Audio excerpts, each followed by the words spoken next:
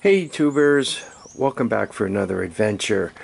This is going to be a quick video. Some of you care about the price of scrap metal and some of you don't. And some of you guys care about what I find at junkyards and some of you don't. So let's go through it quickly. First of all, I got 64 bucks for the scrap I brought in, which was those compressors. The compressor, well, actually, let's just go through it quick.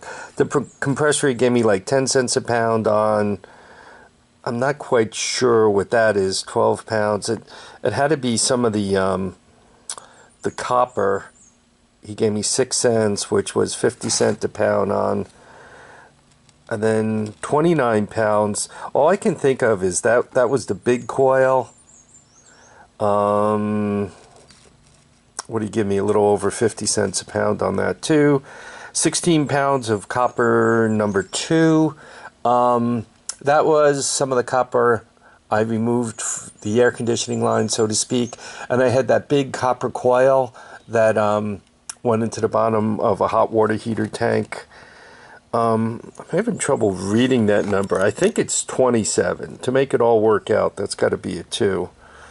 So his handwriting is a bit difficult. And then 4 pounds of brass, $6, so $1.50 a pound. So copper number 2, he gave me, I don't know if that's a 27, $1.80 a pound, give or take a little bit. So his handwriting is hard to read, but $64 that I really didn't have to work all that hard for. Mostly I just had to load it. Take a few things apart and put it back and drive it down there. Not too bad. I did look around the salvage yard while I was down there to see if there was anything I just needed to take home. And quite honestly, there was a Kawasaki quad. It was it looked like it looked quite honestly like a Lakota, except it had a shaft drive. It had the recoil starter plus electric start, but it was a shaft drive type unit. It looked older, like 90s possibly, maybe even late 80s. Just the way the plastic on it looked. It looked complete. The recoil was on there, and I gave the string a pull. It did make a little bit of a thumping sound, but it didn't have really all that much compression. So, was it a matter of the valves were a little too tight, or it didn't have the feel of being out of time, but it could have been. These Kawasaki seemed to be out of time. So anyway, when I saw it, I thought to myself, what is it worth to me? And I thought to myself, for free I would take it home, right? I mean, you know, heck, I could just take the recoil starter off and have a spare for one of the Lakotas. So it was worth free. Then I started thinking, well, you know, 50 bucks. You know, there are a few parts here. You know, the seat was on it. So it was worth 50 bucks. And then I thought to myself, what is he probably going to want for it? And I thought to myself, he's probably going to want at least a couple of hundred. And you know what? And anybody who loves Kawasaki's, please cover your ears. You know what? For 200 bucks, I don't want another Kawasaki project here. I got 2 of these things already that I really just don't like working on. So and no, I'm not selling them. It was my fault for buying them. I got to get them running. But you know, I'm not adding another Kawasaki to the pile unless it's really it's a real deal, ungodly deal, like $50 for that one at the scrapyard. But I wasn't getting it for that, and quite honestly, I don't have anywhere to put it, so I passed on it. And the other thing he had was it was a China, I'm going to call it a mini bike. It was a real chopper style. It looked like it would be halfway decent to use as the base of another project. It had a kind of a fake Springer front end, like it really didn't have a Springer front end, but given that it was raked out so far, I'm sure if you hit a bump that the metal would bounce and bend. If you hit too big a bump, I'm sure the metal would bend and not recover, and you and the bike would end up in several pieces. So, you know, something like that, he typically asks, you know, 30, 40 bucks for, and quite honestly, for that price, I just wasn't interested. If it was free, for free, I would have taken it home, but it wasn't going to be free, and quite honestly, I just didn't want to add that to the pile. I already have a mini bike project.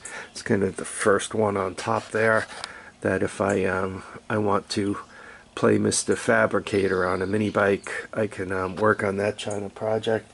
And behind it is the not the little Indian, the other one, another mini bike project. So quite honestly, I decided to, you know what, let's pass. So I didn't bring any other projects home. So I guess that's a good thing. 64 bucks in, 0 went out. I guess that makes it a good day. Today we're supposed to get some rain, and it's supposed to clear up for a few days, so this is the video I'm going to make for today. I also have a video that I shot on last Monday of Daryl and I out there near Hartford, Connecticut. So I'm going to put that one up too, because I don't like the videos to get all that old. And I've been meaning, I'm just talking now, so anybody who's bored, just feel free to shut the video down. But I've been meaning to get it so I can stitch videos together. Like I shot the one of Daryl and I talking about the Yanmar, and I'd like to get it to the point where that could be like the first video in a series. The second video in the series would be, you know, a closer, and then lastly it'd be a cold start, but they'd all be in one video stitched together rather than 3 separates. But I just haven't quite developed that talent yet, and quite honestly, I have a solid state hard drive computer. I'm not quite sure it'll do it. One other thing, somebody out there keeps asking, is this Musty One's channel? Musty One, you know, are you Musty One, or something along those lines? I'm not quite sure of your meaning there. Musty One and I are friends. You Dizzy and I are friends. Calvin from Calvin's Corner and I are friends. I mean, you know, there's quite a few of us that know each other. You know, Hillbilly Homestead. You know, I could go on and on and on. There are a lot of us who know each other. So, no, I'm not Musty One, and Musty One is not me. But we are buddies. So, you know, I don't know what that means to you guys, but we do kind of hang out, right? Occasionally, particularly Musty One, you Dizzy, and myself, and Volkswagen nut Brian there. You know, we've I mean, William Staten's been here. That crew out of Connecticut. What was that? Sixbanger has been here. So yeah, I mean, and there have been a few other folks that we've crossed paths. So no, I'm not Musty One, and no, I'm not you Dizzy, and no, I'm not Bill Staten or Calvin. But we do know each other. So and we do occasionally talk.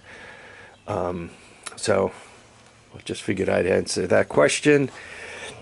Anyway, I want everyone to keep their feet down, keep their heads up, and get out there and enjoy each and every day. Don't let any time get by you, because you don't know how much you're going to get. Bye now.